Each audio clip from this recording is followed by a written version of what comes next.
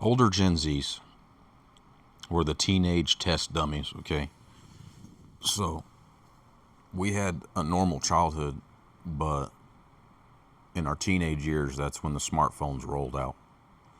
So I'm talking about, 1996, 97, 98, 99 babies. You remember a life before cell phones. So growing up in 8th grade, I remember I went to a birthday party and there was a girl unwrapping a gift. She got a Razor flip phone, the original. Everybody was freaking out. That was the coolest thing to have, was the Razor flip phone. And so, or the BlackBerry, which was, another crappy phone. No one would use that nowadays. So we remember that. We remember that. But as soon as smartphones took over, everything changed. As soon as the older Gen Zs got into high school, it was like ancient technology, because we started off with iPods and then we had smartphones. So, but the sad reality of it is that we remember a time before it. But we did not get to experience adulthood without it. So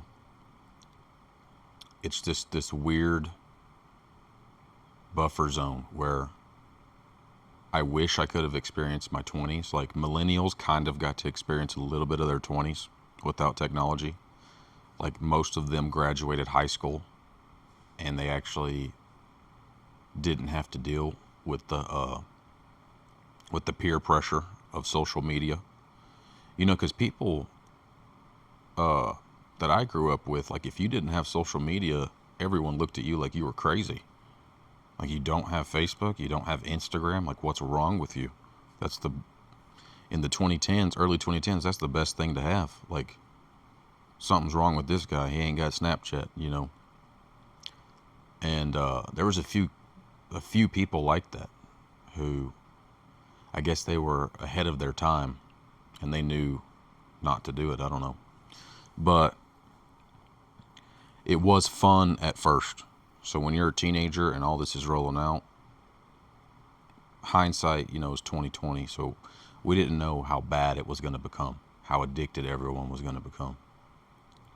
But I look at younger Gen Zs and whatever this next generation's called, and they were just born into technology. So they were born instant. So millennials, their brains kind of developed how almost all humans' brains developed before. Like everyone throughout all of time, they didn't have to deal with overbearing technology. So, but then you take people born like after the year 2000, and like Google came out in 1998. So they're all younger than Google. So that's the world that they grew up in. And then you take people born in the 90s, they got to experience just a little bit of the old world and then got thrown into the new world as soon as they were adults. So I think that's why a lot of the people born during that time, struggled with depression and struggled with identity because all this stuff was new. So like the people who were in their 30s, 40s, 50s, 60s and the smartphones came out, they established themselves as adults in society. It was harder, you know what I mean? Like you couldn't just pay bills online. But that's the whole point of why life was a little bit easier. Yeah, things might have taken longer, but you got to sit with your thoughts for a little bit. So you got to actually wake up in the morning and not have your phone dictate what you're doing. You kind of dictate your day a little bit. And so, but even everyone's addicted now, but they got to lay their foundation for themselves, not have something else lay the foundation for them, or if you want to call it algorithm or whatever. So I think, a lot of older people will always talk about the music, and they'll say, well, music sucks now, and there's a lot of older music that's great.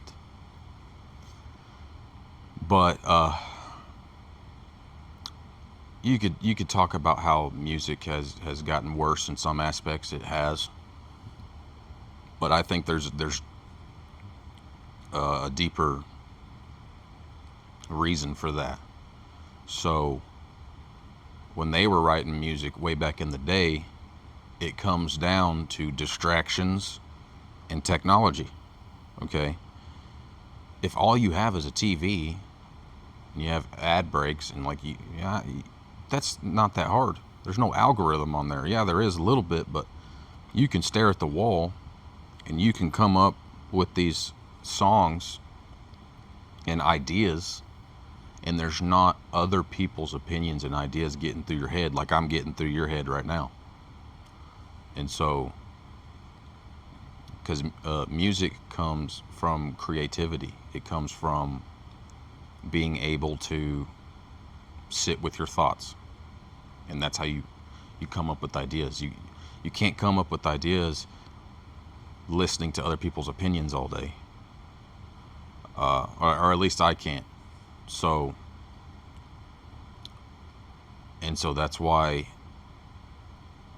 a lot of things I feel like have gotten progressively worse, is because we're all about how quick can we make this transaction. Have you noticed that every year things become quicker and quicker? You used to have the swipe for the card. You used to not have credit cards, it was cash.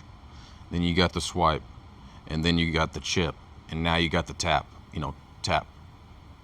So it takes longer, or it takes a shorter amount of time. It used to take longer. You used to be able to talk to people, to get out into society.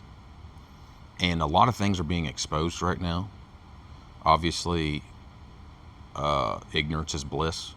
So a lot of these people that lived before technology, there was things going on, but they only knew the news of their hometown. Okay, they got the paper, or however they got their information, whatever, books, whatever. But the local news was the local news. So if a tragedy happened in their hometown, that's all they knew about. Now, you go hang out with your family. First off, TV's always on, or there's some form of technology on, or someone's trying to take a million pictures. I think I'm kind of going on a rant right now, but I think some of the best times you have as a family or with friends is when you take less pictures. So you see like a Christmas photo from 2006 or whatever. Probably took, 10 pictures.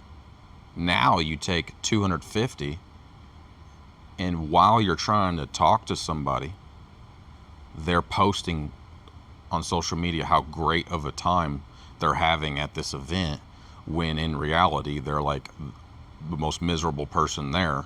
And it's like, what is going on? Why are you posting to social media talking about, this is the greatest event ever, this is the greatest burger ever? And it's not. Okay, like, why don't you stay plugged in and actually have a conversation with somebody, because we all crave connection, but we're all scared of it. So that makes no sense to me. And now I forgot what I'm talking about. There's this weird trend or not weird, but there's this trend that everyone's wanting to go back to thrift stores. So in the 90s and 2000s, people were looked down upon for going to thrift stores. My generation's loves going to thrift stores and antique shops. I talk to someone my age, they're like, oh yeah, I get everything at Goodwill, or I go to antique shops and get everything. Because there was a craftsmanship. Things were made slowly. They took time. It wasn't instant. It wasn't printed off. I think that's what we miss. And I'm not saying you can't make cool things quickly, but some things take time. Okay, a lot of things take time. You know, so that's to wrap it up.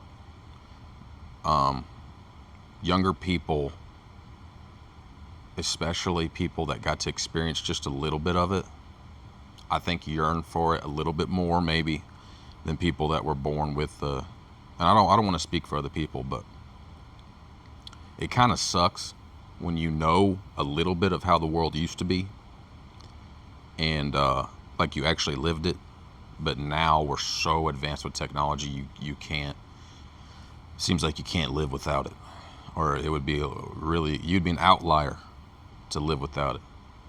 So y'all let me know how it's affected you, and I will see you in the next one.